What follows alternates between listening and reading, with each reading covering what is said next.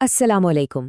آج ہم ایک ایسے سنگین اور آپ کہہ سکتے ہیں چھپے ہوئے گناہ پر بات کرنے جا رہے ہیں جو ہمارے سماج کی بنیادوں کو بالکل کھوکھلا کر رہا ہے۔ جی ہاں، بات ہو رہی ہے یتیم کے مال میں دھوکہ دہی کی۔ اور یہ سلسلہ آپ تک پہنچ رہا ہے ہمارے چینل قرآن و حدیث کی انمول باتیں کے ذریعے۔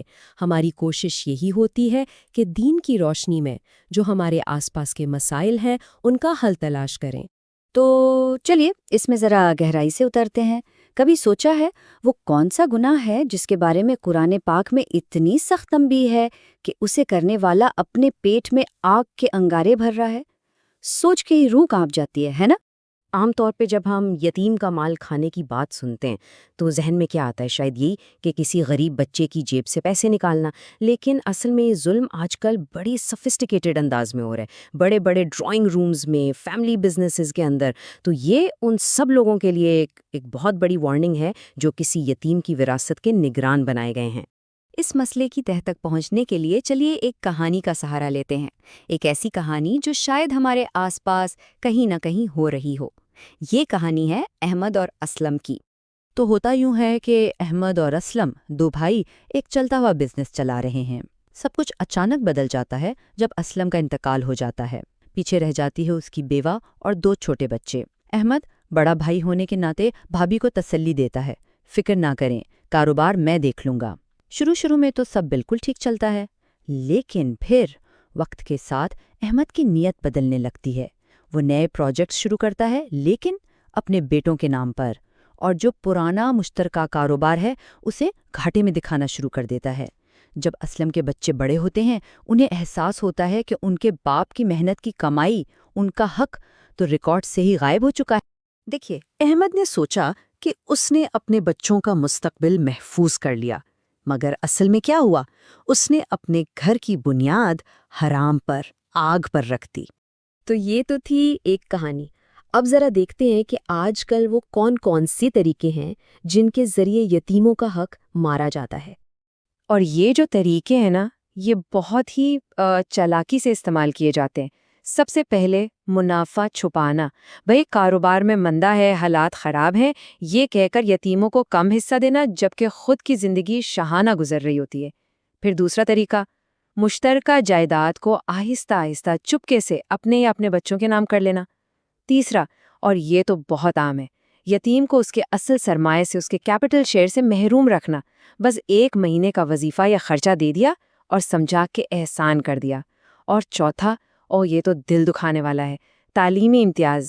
اپنے بچوں کو تو باہر بھیجیں گے پڑھنے کے لیے، لیکن یتیم بھتیجے یا بھانجے کی باری آئے گی تو کہیں گے نہیں، حالات پہلے جیسے نہیں رہے، اور انہیں کسی سستے اسکول میں ڈال دیں گے۔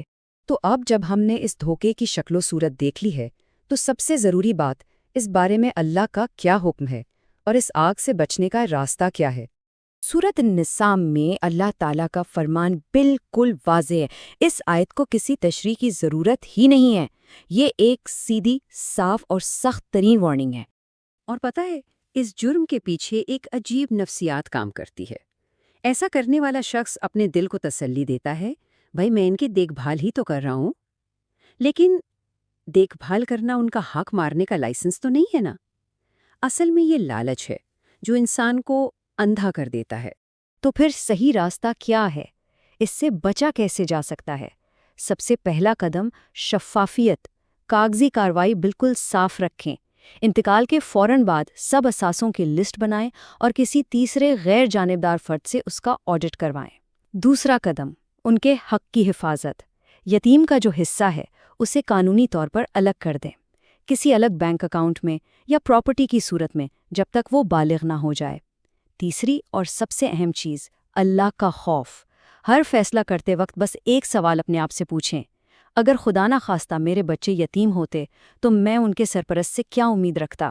اور چوتھا قدم، بیوہ کو لا علم نہ رکھیں، انہیں کاروباری معاملات سے آگاہ رکھیں تاکہ انہیں پتہ ہو کہ ان کے بچوں کا مستقبل کہاں جا رہا ہے۔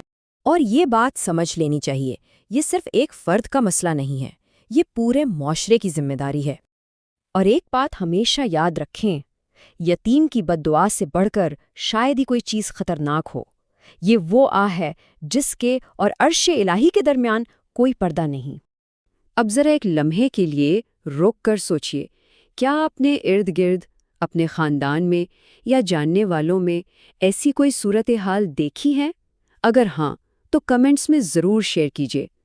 کیونکہ اگر کہیں ایسا کچھ ہو رہا ہے تو خاموش مت رہیے، حق بات کہنا بہت ضروری ہے۔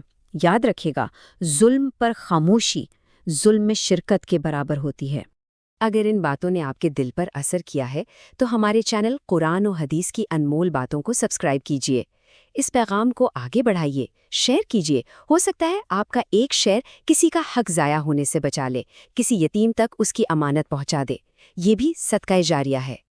آج ہم نے یتیم پر ہونے والے ظلم کی بات کی، لیکن ظلم کسی پر بھی ہو، مظلوم کی پکار سیدھی اللہ تک جاتی ہے۔ ایک ایسی چیز ہے جس سے خود اللہ کے رسول صلی اللہ علیہ وسلم نے پناہ مانگی، اور وہ ہے مظلوم کی بد دعا، چاہے وہ یتیم ہو، کوئی غیر مسلم ہو یا آپ کا دشمن۔ اس کی پکار اور اللہ کے درمیان کوئی پردہ نہیں ہوتا۔ ہماری اگلی گفتگو کا موضوع یہی ہے۔ ملتے ہیں اگلی بار۔